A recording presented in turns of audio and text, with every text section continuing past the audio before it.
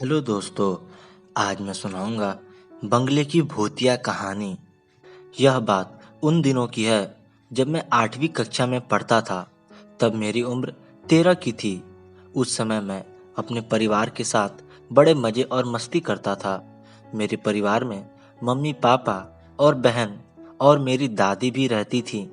मेरे पापा रेलवे की नौकरी करते थे, इसलिए हम लोग रेलवे के मकान में रहते थे। जब मेरे पापा रिटायर हुए तो हम लोग एक बड़े बंगले में रहने चले गए। उस बंगले में मैं बहुत खुश था, क्योंकि मैं पहले से सोच रहा था कि हमारा खुद का बड़ा घर हो। जब हम लोग घर में रहने गए तो हमें एक बेचैनी सी महसूस हो रही थी और हम रात को देर से सोते थे, क्योंकि हमें डरावनी पिक्चर बहुत पसंद थी और हम देर रात तक टीवी देखते रहते थे। और हमारा बाकी का परिवार खाना खाने के थोड़ी ही देर बाद सो जाते थे। एक दिन की बात है, जब मैं रात में 11:30 बजे टीवी देख रहा था, तब मुझे लगा कि बाहर से कोई आवाज़ आ रही है। मैंने सोचा मम्मी या पापा पानी लेने के लिए उठे होंगे, वहीं से आवाज़ आ रही होगी। उस समय मैंने ध्यान नहीं दिया, लेकिन थोड़ी देर बाद जब मैंने टीवी बंद कर दी तो मुझे फिर से पायल बजने की आवाज़ आ रही थी, कि जैसे कोई मेरे पास चला आ रहा हो। मैंने देखा तो कोई न दिखा, तो मेरे पैर थर-थर कांपने लगे और मेरे होश उड़ गए। यह कैसी आवाज़ है? तभी पायल की आवाज़ बंद हो गई। थोड़ी देर बाद आवाज़ फिर से आने लगी, तो मेरा दिल जोर-जोर से धड़कने लगा, मानो मेरा दिल बाहर आ जाएगा।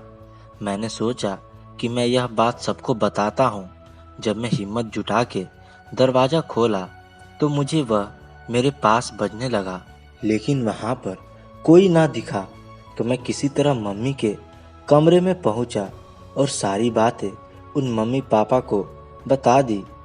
मेरे पापा मानने को तैयार नहीं थे कि मैं सच बोल रहा हूँ, क्योंकि उनको जोर से नींद आ रही थी और वह थोड़े नींद में भी थे।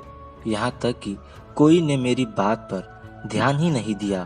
तो मैंने सोचा कि आज रात मैं मम्मी पापा के साथ ही सो जाता हूँ। ऐसा करते करते करीब 8 या 9 दिन बीत गए। तभी वह आवाज़ फिर से आने लगी, लेकिन वह मेरे सिवाय किसी और को सुनाई ही नहीं दे रही थी। और अब तो वह आवाज़ चाहे जब आने लगी, लेकिन मेरे साथ कुछ गलत नहीं हुआ और मेरे पापा ने वो बंगला ही बदल दिया और हम लोग फ्लैट में रहने चले गए। हमारे बाद उस बंगले में हमारे जान पहचान वाले लोग रहने आ गए।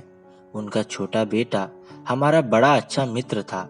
एक बार वह हमसे मिलने हमारे घर आया और हमसे पूछने लगा कि एक बात मैं तुमसे पूछ रहा हूँ, सच सच बताना कि उस घर में कभी तुमने किसी के चलने या फिर पायल बजने की आवाज़ सुनी है?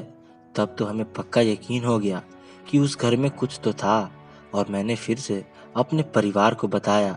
तब उन लोगों ने हमारी बातों पर यकीन किया कि अब मैं सच बोल रहा हूँ। और जो लोग वहाँ पर रह रहे थे, उन लोगों ने उस घर में पूजा पाठ कराया, तो पता चला कि यहाँ पर 7 औरतों ने एक साथ फांसी लगा ली थी और यह उन्हीं की आत्मा थी। आज मैं करीब 70 साल का हो गया, फिर भी उस घर में जाने से मेरे रोंगटे खड़े हो जाते हैं और उस घर की बात सुनकर मैं आज भी बहुत डर जाता हूँ।